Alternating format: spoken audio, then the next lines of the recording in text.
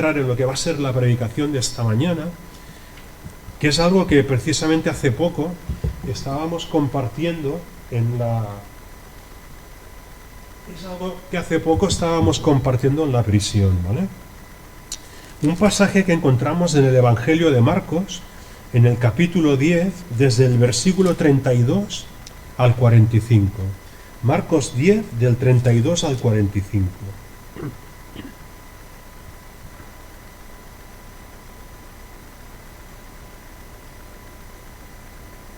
Dice así la palabra del Señor. Iban por el camino subiendo a Jerusalén, y Jesús iba delante, y ellos se asombraron y le seguían con miedo. Entonces, volviendo a tomar a los 12 aparte, les comenzó a decir las cosas que le habían de acontecer. He aquí, subimos a Jerusalén, y el Hijo del Hombre será entregado a los principales sacerdotes y a los escribas, y le condenarán a muerte, y le entregarán a los gentiles. Y le escarnecerán, le azotarán y escupirán en él, y le matarán. Mas al tercer día resucitará. Entonces Jacobo y Juan, hijos de Zebedeo, se le acercaron diciendo: Maestro, querríamos que nos hagas lo que pidiéremos. Él les dijo: ¿Qué queréis que os haga? Ellos le dijeron: Concédenos que en tu gloria nos sentemos el uno a tu derecha y el otro a tu izquierda. Entonces Jesús les dijo: No sabéis lo que pedís. ¿Podéis beber del vaso que yo bebo? ¿O ser bautizados con el bautismo con que yo soy bautizado? Ellos dijeron: Podemos. Jesús les dijo: A la verdad, del vaso que yo bebo beberéis, y con el bautismo con que yo soy bautizado seréis bautizados. Pero el sentaros a mi derecha y a mi izquierda no es mío darlo, sino aquellos para quienes está preparado. Cuando lo oyeron los 10, comenzaron a enojarse contra Jacobo y contra Juan. Mas Jesús, llamándolos, les dijo: ¿Sabéis que los que son tenidos por gobernantes de las naciones se enseñorean de ellas, y sus grandes ejercen sobre ellas potestad? Pero no será así entre vosotros, sino que el que quiera hacerse grande entre vosotros será vuestro servidor. Y el que de vosotros quiera ser el primero será siervo de todos. Porque el Hijo del Hombre no vino para ser servido, sino para servir y para dar su vida en rescate por muchos. Hasta aquí la palabra del Señor. Y que la bendiga en nuestros corazones. El tema de hoy, o el título del mensaje de hoy, podría ser, a modo de pregunta, de interrogación: ¿dónde está la empatía? ¿Vale? La empatía, si lo buscáis en el diccionario, lo que viene a decir es que es la capacidad, ¿no?, de una persona, de un ser humano, en meterse en la piel del otro, ¿no? Normalmente el otro es alguien que está padeciendo, que lo está pasando mal, ¿no? Meterse, identificarse con la persona que está sufriendo, no solo para sentir su dolor y su sufrimiento, sino para intentar ayudarlo, ¿no? Intentar consolarlo, intentar apoyarlo por la situación que está atravesando, ¿vale? Jesús nos dice el versículo 32 que iba subiendo a Jerusalén. Este era el tercer viaje. Jesús, a lo largo de sus 3 años de ministerio, realizó 3 viajes a Jerusalén. Y el tercer viaje ya era el último, ¿no? Era ya cuando iba a entregar su vida por todos aquellos que iban a creer en él. Este era ya el último viaje. Pocos días después, de hecho, si seguís el Evangelio de Marcos, veréis que en pocos capítulos que siguen a este, ya nos habla de la pasión de Jesús, ¿no? De cómo, del Getsemaní, de cómo fue aprendido y cómo fue llevado como oveja al matadero, ¿no? Como dice Isaías, ¿no? Cómo murió como cordero, ¿no?, para salvarnos a cada uno de nosotros, ¿vale? Y nos dice aquí que el resto de los discípulos, supongo que iría con los 12, iban con miedo, los seguían con miedo, ¿vale? Y Jesús iba adelante. Una de las cosas que me llamó la atención cuando leí este versículo, la idea de que Jesús iba delante de los discípulos, ¿vale? Y los discípulos iban detrás con mucho miedo en el cuerpo. Y esto me llevó a recordar en Juan capítulo 10, cuando Jesús habla de que Él es el buen pastor, ¿no? Que el buen pastor su vida da por las ovejas. Y habla de sus ovejas, dice: mis ovejas oyen mi voz y me siguen. Y yo voy al frente de las ovejas. En Juan capítulo 10, versículo 4, ¿no? Él se pone al frente de las ovejas, ¿no? Él es el buen pastor. Lo compara más adelante con alguien que llama el asalariado, ¿no? Que dice que las ovejas no son suyas propias, es un asalariado. Él está cuidando del rebaño, pero por un sueldo, ¿no? Y entonces, ¿qué pasa? Que como las ovejas no son suyas, cuando ve venir el peligro, las deja y las abandona a su suerte. Y lo único que intenta hacer es preservar su propia vida, ¿no? Y esto, claro, es un contraste tan grande con el buen pastor, porque el buen pastor va delante de las ovejas, las cuida, las guarda, las protege, da su cara por las ovejas. Si hay algún peligro, algún lobo, algún oso, lo que sea, primero el peligro lo enfrenta a él, no se esconde detrás de las ovejas. Y este versículo me llevó a recordar esto, ¿no? Cuando dice que iban por el camino, los 12 temblando de miedo, pero Jesús iba adelante, ¿no? Y entonces, en los versículos siguientes, les profetiza, les habla acerca de las cosas que le tienen que acontecer cuando llegue a Jerusalén, ¿vale? Les dice lo que le va a ocurrir. Jesús tenía el control sobre su vida y sobre su muerte. Él había dicho en Juan capítulo 10 precisamente que a él nadie le quitaba la vida, que él la ponía de sí mismo y que tenía poder para ponerla y poder para volverla a tomar. Y tenía tanto el control de la situación, ¿no?, sobre su entrega voluntaria en la cruz del Calvario, que los propios que lo iban a entregar a la muerte, cuando estaban debatiendo del Sanedrín, los sacerdotes y tal, cuando estaban debatiendo entre ellos, este hombre, no, conviene que un hombre muera por todo el pueblo y no que muera todo el pueblo, ¿no?, porque vendrán los romanos sus mentiras, ¿no? Y ellos decían, pero lo tenemos que entregar, pero no en la Pascua, ¿eh? Porque la Pascua era una fiesta sagrada para los judíos. Sin embargo, Jesús, cuando había profetizado, había dicho que él sería entregado a la muerte en la Pascua. Los que lo iban a entregar decían, no en la Pascua. Y Jesús dijo, el Hijo del Hombre será entregado en la Pascua. Y al final, ¿qué ocurrió? Que fue entregado en la Pascua.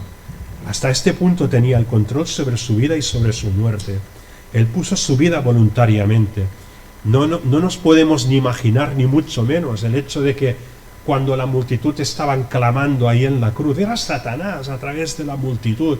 Si eres hijo de Dios, sálvate a ti mismo, desciende de la cruz para que creamos en ti. Eso era Satanás mismo utilizando la voz del populacho.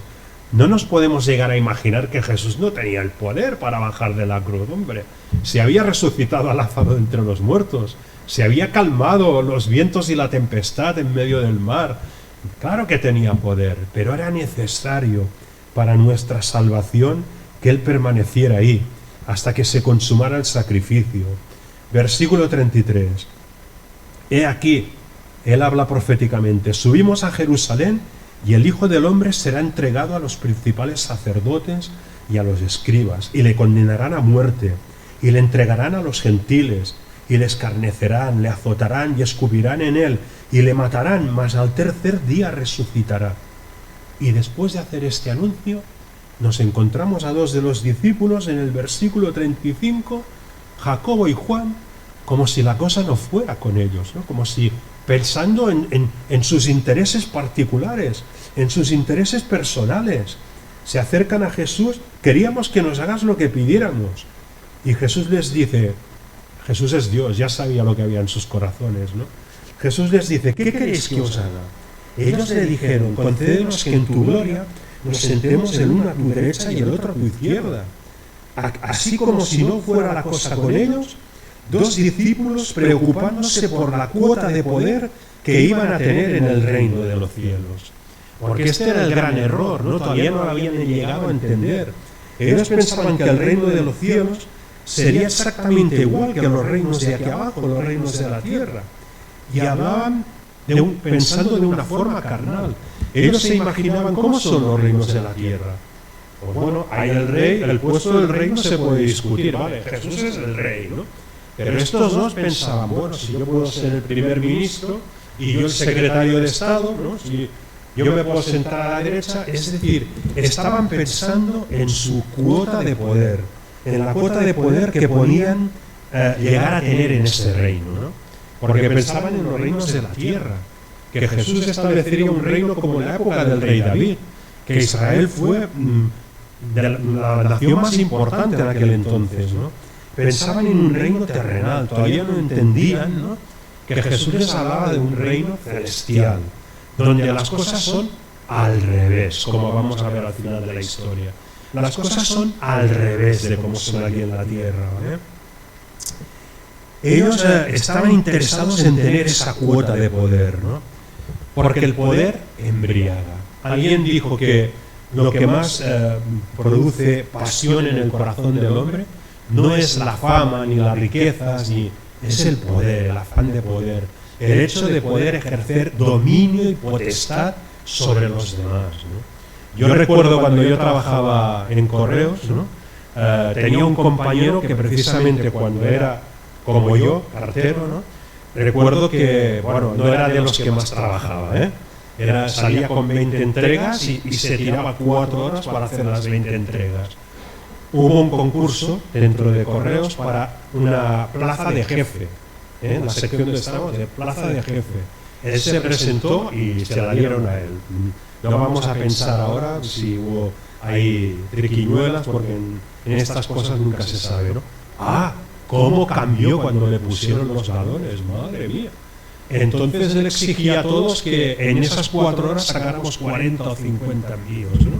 Cuando a una persona le ponen galones, este poder, ¿no?, que diríamos, ¿no?, cómo cambia, ¿no?, el poder cómo cambia y transforma a las personas. Hay una historia preciosa en el Antiguo Testamento que está en el libro de Esther, porque creo que ya la conoceréis, ¿no? Ahí se nos habla de un hombre malvado, ¿no?, que se llamaba Amán, ¿vale? Este hombre era después de, no recuerdo quién era exactamente el emperador, no sé si era Artajerjes, Asuero era el emperador de los, creo que era de los medos o de los persas, ¿no?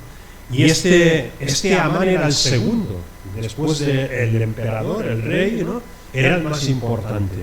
Era tan importante que cuando se iba paseando con su caballo, todo el mundo se postraba para adorarlo. Pero había uno solo que no lo adoraba, que era un judío llamado Mardoqueo.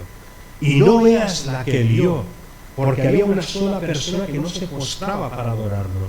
No valoraba que todos los demás lo adoraban, solo se fijaba en ese que no se postraba. Y le intentó quitar la vida, intentó hacer lo posible para acabar con ese hombre, porque simplemente él no se postraba ante él. Y si leéis la historia, bueno, es como Dios actúa, ¿no?, cómo cambia, ¿no?, cómo da la vuelta a la tortilla, ¿no?, porque al final la horca que se había preparado para ahorcar a Mardoqueo, Dios utilizó las circunstancias para que en esa misma horca fuera ahorcado él, el malvado Amán, ¿no? Pero es curioso, en esta historia vemos esto, ¿no?, por eso la quiero compartir, ¿no?, el afán de poder, ¿no?, ejercer gobierno, dominio, autoridad sobre los demás. Y eso es lo que pasaba en la mente de estos dos, en Jacobo y Juan. Ellos querían el uno sentarse a la derecha y el otro a la izquierda, ¿no?, para tener poder y autoridad sobre los demás. Y entonces Jesús les dice: es que no sabéis lo que pedís. Es que aquí lo que está ocurriendo es que están hablando dos idiomas distintos, ¿no? Es como cuando alguien habla, por ejemplo, ¿no?, uno habla, solo sabe, hablando del brasileño, este solo sabe hablar brasileño, y a veces tienes el Silva Gómez, ¿no?, y a veces tienes que intentar, el brasileño y el castellano, bueno, se pueden, pero no sabe hablar nuestro idioma. Le regalé una Biblia en portugués ya hace, ¿no?, y bueno, la lee en su idioma, ¿no?, y claro, a veces te habla, no entiendo lo que me dice, ¿no?, y yo me imagino que cuando yo hablo, él tampoco habrá cosas que no entiende, ¿no?, porque hablan idiomas distintos. Pues eso es lo que ocurre aquí. Jesús y los discípulos están hablando idiomas distintos. Jesús está hablando en un idioma espiritual, hablando de las cosas espirituales, hablándole del reino de los cielos, no el que ellos se imaginan, un reino aquí en la tierra de poder y autoridad y de dominio, ¿no? Y los otros están hablando en un idioma carnal, están hablando pues carnalmente, ¿no?, pensando en las cosas de aquí abajo, ¿no? Y parece que es imposible que se pongan de acuerdo. Evidentemente Jesús captaba lo que ellos querían decir, captaba su idioma, ¿no?, pero ellos no captaban el idioma de Jesús. Por eso Jesús les tiene que ir enseñando, ¿no? Y dice, no sabéis lo que pedís, ¿no? Luego les dirá veremos por qué no sabían lo que pedían, ¿no? Dice, ¿podéis beber del vaso que yo bebo? ¿O ser bautizados con el bautismo con que yo soy bautizado? Ellos dijeron, podemos. Seguro que pensarían, carnalmente, ¿beber del vaso? ¿Cuántas veces habrían compartido un vaso? Hemos bebido varias veces el vaso que tú bebes, ¿no? Ser bautizados con el bautismo con que tú fuiste bautizado, seguro que ellos también fueron bautizados, bajarían a las aguas, ¿no? Aunque los evangelios no nos hablan del bautismo de los apóstoles, pero seguro que serían bautizados, ¿no? Como Jesús fue bautizado. Pero esto no es lo que quiere decir Jesús, ¿vale?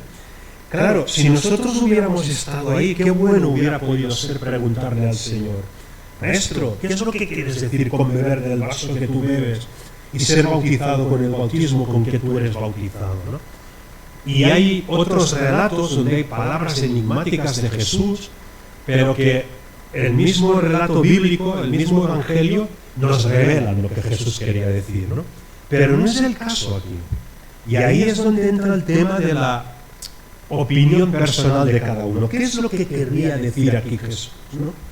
Y una cosa que Dios ha puesto en mi corazón desde hace ya tiempo es que no quiero establecer ni lanzar dogmas de fe. No quiero decir, esto quiere decir, no. Con humildad tengo que reconocer, esto es mi opinión. Y esto que voy a decir ahora es mi opinión. La podéis aceptar o no aceptar, o uno puede pensar, pues no era esto lo que quería decir esto otro, vale, es mi opinión. Jesús había hablado en cierta ocasión, hablando de su pasión, de lo que iba a ocurrir en la cruz, que iba a morir por nosotros, había dicho, la copa que el Padre me ha dado, ¿acaso no la he yo de beber? Por lo tanto, no es descabellado pensar que cuando Jesús habla de beber de su vaso, lo que está diciendo es, de alguna forma, asumir el mismo destino que Él asumió, ¿no? Estar dispuestos, si es necesario también, por nuestra fe en Él, a llegar hasta las últimas consecuencias, hasta el punto también, si es necesario, de entregar nuestras vidas.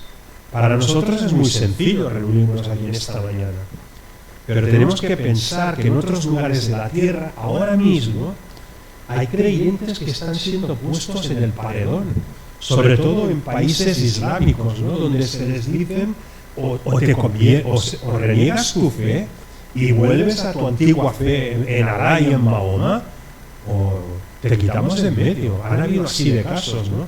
No trasciende mucho la opinión pública, ¿por qué? Porque son países muy opacos, ¿no? Y es difícil saber lo que ocurre, pero seguro que esto está ocurriendo, ¿vale? Jesús, cuando habla de beber la copa, el beber del vaso que yo bebo, les está hablando de padecer por causa de su nombre, estar dispuesto a asumir su mismo destino si es necesario, la cruz u otras formas de tormento. ¿Sabéis que de los 12 todos fueron martirizados, unos de una manera, otros de otra? Concretamente este Jacobo, que le está haciendo aquí la petición, que quiere ser el que se sienta a la derecha y tal, este Jacobo, al que Jesús le dijo, es que tienes que beber del vaso que yo bebo, a poco tiempo de que Jesús ascendiera al cielo, terminó atravesado a espada por el rey Herodes. Es decir, fue martirizado por su fe, ¿vale? Beber la copa es asumir el mismo destino de Jesús. Él dijo, si alguno quiere ser mi discípulo, niéguese a sí mismo, tome su cruz cada día y sígame. Y, claro, ¿qué significa esto para nosotros en nuestros días? Debemos predicar a Cristo en el mundo. Si somos consecuentes con nuestra fe, y la gente sabe que tú eres creyente, porque tú testificas, porque tú predicas, porque tú lo anuncias, porque no te lo escondes ni te lo guardas para ti, seguro que de alguna forma u otra también serás perseguido. Sí, a lo mejor no te llevarán al paredón, pero a lo mejor si estás, yo qué sé, en el trabajo, en el colegio, en la universidad, donde sea, verás cómo empiezan a haber risas, burlas detrás tuyo. Verás cómo, yo me acuerdo cuando yo llegué al poco de salir del centro de rehabilitación donde conocí al Señor, yo había salido con una peña, ¿no? Que le llamábamos de amigos y tal, ¿no? Y claro, yo cuando descubrí a Jesús ahí en el centro, pensé, madre mía, yo iré a mis antiguas amistades, ¿no? Les compartiré lo que yo he descubierto, porque eran muy intelectuales, mis amistades, hay que decirlo. Y todos se convertirán, todos lo aceptarán, iluso de mí, ¿no? Porque cuando fui, bueno, y les hablé, eso ha sido tú, no ha sido Dios, en fin, negando, ¿no? Y yo testificando y tal, ¿no? Me llamaron una vez para salir a cenar y después iban a la discoteca. Yo fui a la cena, pero a la discoteca ya no fui. Les dije que no iba porque yo ya... El problema que yo había tenido eran las discotecas, precisamente, ¿no? Y ya está, ya no me volverán a llamar nunca más. Mira, lo perdí de vista, ¿no? Esto es la persecución, esto para la gloria de Dios, ¿no? Lo cuento y es verdad, ¿no? Esto es la persecución, ¿eh? La persecución es que tú estás en tu trabajo, lo que sea, tú confiesas tu fe y la gente te empieza a dar de lado, empiezan a hablar a tus espaldas, riéndose, burlándose, ¿no? Esta es la copa, ¿no? De la que el vaso del que Jesús habla aquí, ¿no? ¿Podéis beber del vaso que yo bebo, ser bautizados con el bautismo con que yo soy bautizado? Ellos dijeron, podemos, claro. Pensaban carnalmente beber del vaso. Ser bautizados, y hemos sido bautizados, ¿no? Pero Jesús estaba hablando de otra cosa, ¿vale? Y el bautismo hace referencia al bautismo del Espíritu Santo, según mi opinión. Y eso sí, hemos recibido ya ese bautismo el día que creímos en él, ¿vale? Ellos lo recibieron en el día de Pentecostés. Lo que no entendía muy bien era esto del vaso, ¿vale? Pero Jesús se lo dijo a Pedro cuando ya se despedía de sus discípulos, ¿no? Le dijo a Pedro, Pedro, cuando eras joven te ceñías y ibas a donde querías, pero cuando ya seas viejo te ceñirá otro y te llevará donde no quieras ir, al martirio. Y esto te será ocasión para glorificar a Dios a través de tu propia muerte, ¿no? Eso decía dando a entender con qué muerte había de glorificar a Dios. Bien, dice Jesús, sí, es que a la verdad, versículo 39, a la verdad del vaso que yo bebo beberéis. Tendrían que pasar por el martirio también. Y con el bautismo con que yo soy bautizado seréis bautizados. Sin duda, desde mi punto de vista, hace referencia al bautismo del Espíritu Santo. Y ahora les dice, pero el sentaros a mi derecha y a mi izquierda no es mío darlo, sino aquellos para quienes está preparado. El lugar que vamos a ocupar en el reino ya está determinado y pensado en la mente del Padre desde antes de la fundación del mundo. Es decir, no se trata ya yo qué sé, ¿no? De competir, ¿no? Para ver si vamos a tener un mejor lugar en ese sitio, en el cielo, ¿no? Sino que ya está determinado por Dios.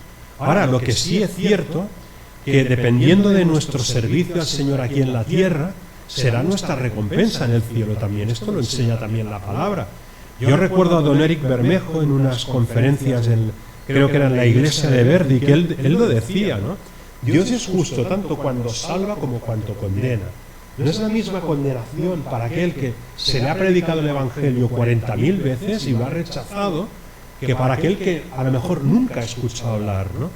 Si no ha creído en el Evangelio, en el sacrificio de Cristo, también va a ser condenado, pero será una condena más llevadera. La otra será peor, porque lo rechazó 40.000 veces, ¿no? Y la salvación, él decía, es lo mismo. No es la misma salvación para un creyente que se ha limitado a lo largo de toda su vida. Simplemente voy a la iglesia, me siento en mi banco y ya está, que para el que ha ido de misionero a arriesgar su vida ahí en el Amazonas y que al final los indígenas, ¿no? Lo han acabado matando, ¿no? Con tal de llevar el Evangelio a esas personas, ¿no? ¿Cómo va a ser la misma salvación? Decía don Eric Bermejo, para uno que para el otro, ¿no? Entonces, claro, está determinado por el Padre el lugar que vamos a ocupar, pero lo que sí es cierto que esas recompensas y galardones que Dios tiene preparadas no para competir, porque en el cielo no habrá pecado y no habrá competición entre los que estemos ahí, sino para arrojárselas en un acto de adoración a los pies a Jesús, ¿no? Diciendo lo que hemos cantado, ¿no? ¿Dónde estaría yo si no fuera por tu amor? ¿Dónde estaría yo si no fuera por Jesús, ¿no? Para adorarlo en ese lugar, ¿no? entregándole las recompensas y galardones. El sentaros a mi derecha y a mi izquierda no es mío darlo, sino aquellos para quienes está preparado. ¿Vale? Cuando lo oyeron los 10, comenzaron a enojarse contra Jacobo y contra Juan. ¿Y de qué venía el enojo del resto de los discípulos? Si queréis también es especulación, ¿no? Pero desde mi punto de vista, el enojo venía porque los otros 10 pensaban lo mismo que los dos, ¿no? Tenían las mismas pretensiones, seguro, que también estaban pensando, es que yo también quiero estar a la derecha, ¿por qué tú y no yo, no? Se enojaron por esto, ¿no? En mi opinión, porque tenían la misma pretensión. El sentaros a mi derecha y a mi izquierda no es mío darlo, sino aquellos para quienes está preparado. Cuando lo oyeron los 10 comenzaron a enojarse contra Jacobo y contra Juan. Ahora es cuando Jesús lo aclara todo. Ahora es cuando Jesús les hace comprender que el reino de que Él está hablando no tiene nada que ver con los reinos de aquí de la tierra. Versículo 42. Jesús llamándolos les dijo: ¿sabéis que los que son tenidos por gobernantes de las naciones se enseñorean de ellas? Sí. Los gobernantes de las naciones aquí en la tierra, ejercen poder, autoridad y potestad sobre sus súbditos, ¿no? Y sus grandes ejercen sobre ellas potestad. Estamos cansados de oír, ¿no?, a toda clase de políticos, sean del color que sean, ¿no? No, yo me he presentado porque yo quiero servir a los españoles, yo quiero servir al pueblo, ¿no? Pero realmente al final lo único que vemos es que se sirven del pueblo. No sirven al pueblo, sino se sirven del pueblo. Hoy estaba escuchando por la radio mientras veníamos aquí otro caso de corrupción aquí en Cataluña, otros que también querían cobrar el 2% de todas las adjudicaciones, ¿no?, que se hacían para el mantenimiento del cuerpo de bomberos de la Generalitat. Unos que no, queremos servir al pueblo, ¿no? Nosotros tenemos vocación de servicio, ¿no? Nos preocupan mucho los ciudadanos, No, los grandes aquí en la tierra ejercen potestad sobre sus súbditos, no sirven a sus súbditos, se sirven de ellos para sus pretensiones. Dice, esto es lo que ocurre aquí en la tierra, Jesús. Pero es que en el cielo no es así, hermanos. El reino de los cielos es distinto. Gloria a Dios, porque nuestra ciudadanía está en el cielo y no pertenecemos aquí a la tierra. Aquí somos extranjeros y peregrinos. Tenemos que estar aquí porque somos sus embajadores, porque estamos aquí para hablar de Él, para hablar de ese reino que es mucho más sublime y que no perecerá como los reinos de aquí de la tierra, sino que es eterno. Versículo 42. No será así entre vosotros, dice Jesús. El reino de los cielos no funciona así, sino que el que quiera hacerse grande entre vosotros será vuestro servidor. Lo contrario, pero servidor de verdad, no como esos de los calaos. No, yo soy servidor, sí, seguro. Tú no has venido a servir, tú has venido a servirte a través de los ciudadanos, ¿no? Será el servidor. El que quiera hacerse grande será el servidor. Y el que de vosotros quiera ser el primero será siervo de todos. Esto sería, sería un terremoto en las mentes de estos dos, ¿no? De Jacobo y Juan, ¿no? Cuando estaban pensando ahora esto sería un zarandeo, ¿no?, en sus mentes tremendo, ¿no? ¿Y qué es lo que quería decir Jesús? El reino de los cielos es absolutamente y radicalmente distinto a los reinos de la tierra, ¿vale? No funciona como funcionan los reinos de aquí abajo, En el reino de los cielos, el que quiera ser el mayor debe ser siervo de los demás. Pero, ¿sabéis? Es que esto es lo que hacía maravilloso a Jesús, ¿no? No era un teórico, no era como los otros rabinos, ¿no?, que sabían mucho la ley, la enseñaban, la predicaban, sabían tanto que hasta añadían, ¿no?, a lo que era la ley, añadían mandamientos inventados por ellos mismos, ¿no?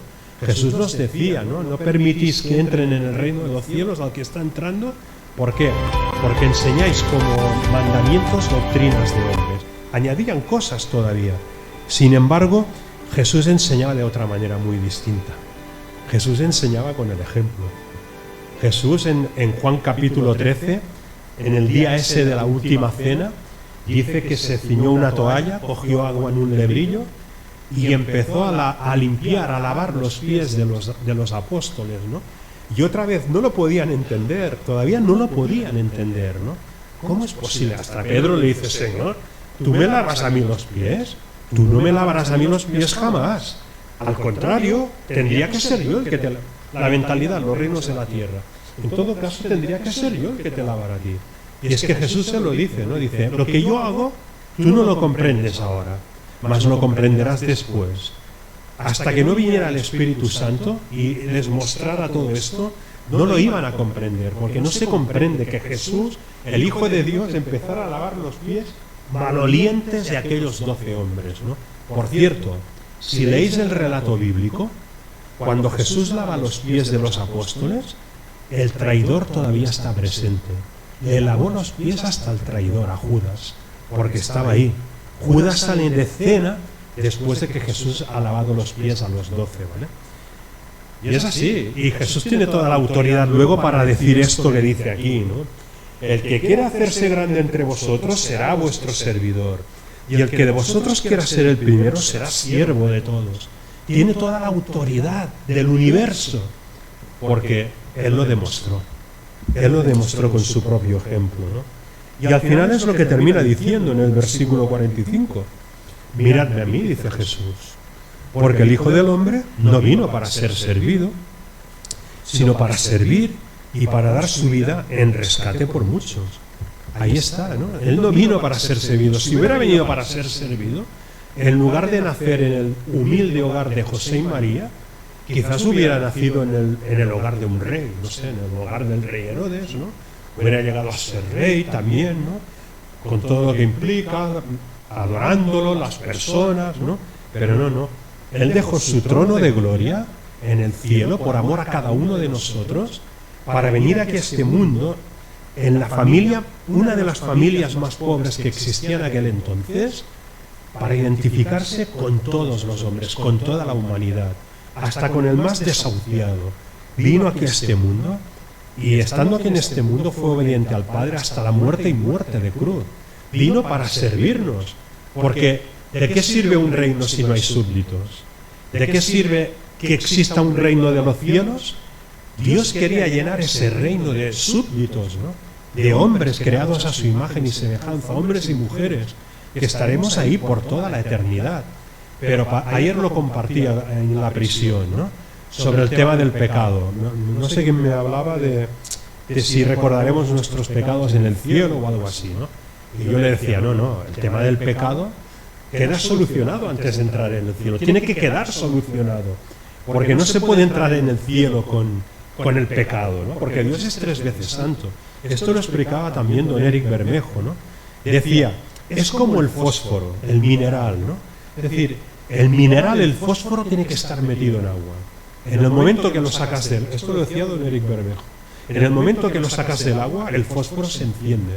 Pues algo así ocurriría si un pecador entrara cargado con todos sus pecados en un lugar tan santo y tan sagrado, en la presencia de Dios, quedaría fulminado. No se puede entrar en el cielo con el pecado. Por eso el pecado tiene que ser solucionado antes de morir, antes de traspasar el otro lado de la eternidad. Por eso también dice la Biblia, hoy es día de salvación, no lo dejes para mañana. Es el tema más urgente para todo ser humano, ¿no? Saber que cuando traspases el lindero de la muerte, saber que voy a estar con Él por toda la eternidad. En el momento que creímos en Cristo, o en el momento que creemos en Cristo, si todavía no has creído en Él, en ese momento el pecado queda solucionado. Hemos empezado, ¿no? Justificados pues por la fe, tenemos paz para con Dios, ¿no? Entonces, esto es lo que vino a hacer Jesús. Él vino a entregarse para que en ese reino al que Él pertenece y al que Él volvió, pueda haber súbditos, podamos estar tú y yo, ¿vale? No vino para ser servido, no vino a nacer en el pretorio de Herodes, ¿no? Como un rey para que todo el mundo lo aclamara y lo adorara, ¿no? Sino que vino como siervo. Vino a buscar y a salvar lo que se había perdido, entre los cuales estábamos tú y yo también, ¿no? Entonces, no es digno de nuestra adoración y de nuestra alabanza, no es digno de que le entreguemos nuestras vidas y de que le sirvamos a Él. Nuestro principal objetivo en la vida tiene que ser servirlo a Él, Hoy lo leía hoy en el Facebook unas palabras de Spurgeon, ¿no? Donde venía a decir esto, ¿no? Tú puedes ser, yo qué sé, cartero, funcionario, bombero, policía, lo que quieras, pero tu principal misión en la tierra es testificar de Jesús, hablar de Él a las personas que todavía no le conocen. Eso es lo que quería compartir con vosotros en esta mañana. Y nada, como siempre pasa, que se comparten muchas cosas, muchas ideas y tal, como mínimo me gustaría que pudiéramos llevarnos grabadas 3 ideas en esta mañana de todo lo que se ha compartido hoy, ¿vale? Y las voy a citar ahora, ¿no? Básicamente son preguntas que lanzo para que cada uno se las conteste, ¿vale? La primera es: ¿tenemos asumido que debemos beber del vaso que él bebió, si es necesario sufrir por su causa? Porque ser bautizados con el bautismo que él fue bautizado, ya lo hemos sido. Desde el día que nos convertimos, fuimos sellados con el Espíritu Santo de la promesa. Pero ¿tenemos asumido que debemos beber del vaso que él bebió, si es necesario sufrir por su causa? Esta es la primera que quiero dejar entre vosotros. La segunda es: ¿estamos viviendo el concepto del reino de los cielos como es en realidad? ¿O lo estamos viviendo como son los reinos de aquí abajo, pensando solo en ejercer poder y autoridad sobre los demás? ¿Hemos comprendido que el que quiera ser el mayor tiene que ser el siervo de sus hermanos? ¿Y el que quiera ser el primero debe ser como el último? ¿O estamos pensando todavía con la mentalidad de los reinos de aquí abajo? Y la tercera es: ¿somos capaces de empatizar con los que sufren o vivimos para nosotros mismos?